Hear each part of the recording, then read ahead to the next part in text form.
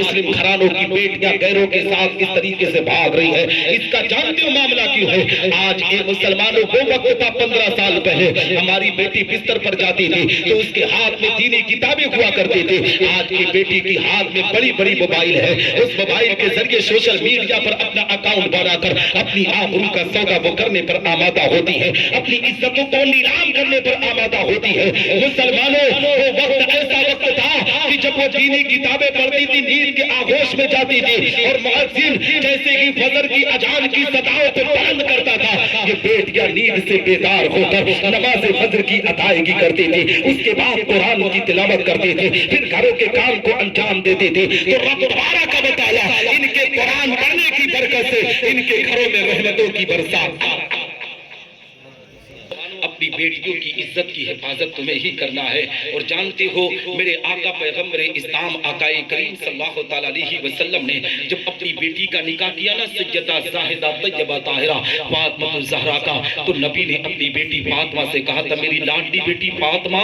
تو اپنے باپ کے گھر کو چھوڑ کر جا رہی ہے، مگر اے بیٹی میرے اس پیغام کو بھی نوٹ کرتے جانا، اے میری لاڈلی بیٹی سن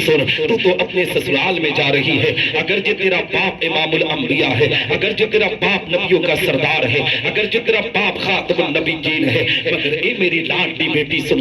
تو جا رہی ہے اپنے بابا کے گھر کو چھوڑ کر، مگر یاد رکھنا میری لاڈلی بیٹی اس وقت تک تیرے باپ کا دروازہ تیرے لیے نہیں کھلے گا جب تک تو حضرت علی کی فرما برداری کر کے نہ آئے گی، جب تک تو اپنے شوہر کی اتباع کر کے نہ آئے گی۔ اے مسلمانوں نبی نے یہ پیغام اپنی بیٹی کو دیا تھا، آج باپ اپنی بیٹی کو رخصت کس انداز سے کرتا ہے، بھائی اپنی بیٹی کو کس انداز سے رخصت کرتا ہے۔ آج جب رخصتی کا وقت آتا ہے تو باپ کہتا ہے بیٹی تجھے گھبرانے کی ضرورت نہیں ہے، اگر تیرے ساس سسر تجھے عزت نہ دیں گے نا تو تیرے باپ کا دروازہ تیرے لیے کھلا ہے، تیری نندے اگر تجھے عزت نہ دیں گے تو تیرے باپ کا دروازہ تیرے لیے کھلا ہے، تیرے دیور تیرا شوہر اگر تجھے عزت نہ دے گا تو تیرے باپ کا دروازہ تیرے لیے کھلا ہے۔ حقیقت میں ماں باپ کے باتیں اگر اپنی بیٹی سے کہہ کے رخصت ہوتی ہے تو اے مسلمانوں جو بیٹیاں ناقص العقل ہوا کرتی ہے ان کی عقل بہت کم ہوا کرتی ہے، یہ باپ کی اسی بات کو سینے میں بسا لیتی ہے کہ میرے ساتھ میرا باپ کھڑا ہے۔ حقیقت میں سسرال میں پہنچنے کے بعد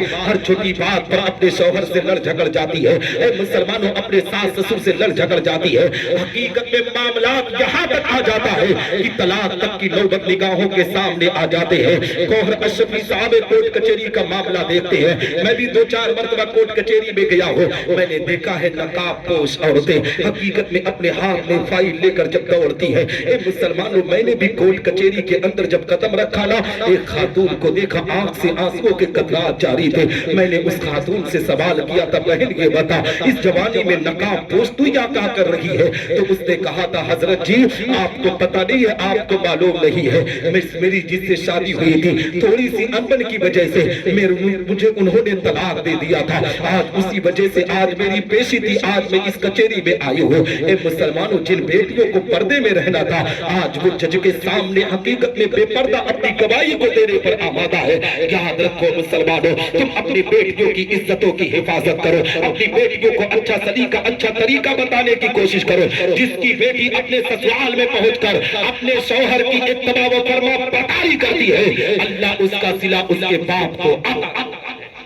جا رہی ہے، اور قاری نبی حسین سے سچ میں دلی لگاؤ ہے مجھے، ہاں یہ حقیقت ہے، یہ مت سوچنا کہ میں اسٹیج پر کہہ رہا ہوں، حقیقت میں ان سے دلی لگاؤ ہے، اسی لیے آج میں یہاں آیا بھی ہوں، انہی کے دلی لگاؤ کی وجہ سے اتنی محبت دیتے ہیں نا مجھے نا جتنی محبت کے لائق میں نہیں ہوں، حقیقت میں پھر بھی یہ محبتوں سے نوازتے ہیں، اللہ انہیں سلامت رکھے، اور جو بہن رخصت ہو رہی ہے اللہ اس کے قدم کی برکت سے اس گھر میں بھی رحمت کی برسات عطا کرے، اور جس گھر میں جا رہی ہے اللہ اس گھر میں بھی رحمتوں کی برسات عطا کرے۔ جانتے ہوئے یہ بیٹیاں مسلمانوں اپنے باپ کے لیے بڑے انمول ہوا کرتی ہیں، آپ نے بھی محسوس کیا ہوگا جس کے گھر میں بیٹی ہو 4 بیٹے اگر اللہ نے دیے ہو صرف ایک بیٹی ہو، حقیقت میں آپ کبھی کما کر رات کی تاریکی میں پہنچے نا تو آپ کے چاروں بیٹے کھانا کھا کر بستر میں آرام کرتے ہوئے نظر آئیں گے، مگر بیٹیاں پوری رات اپنے باپ کے انتظار میں گزار دیا کرتی ہے کہ میرا باپ کب آئے گا، کہیں میرے باپ کو تکلیف نہ ہو جائے، حقیقت میں پوری رات یہ مسلمانوں دروازے پر گزار دیا کرتی ہے۔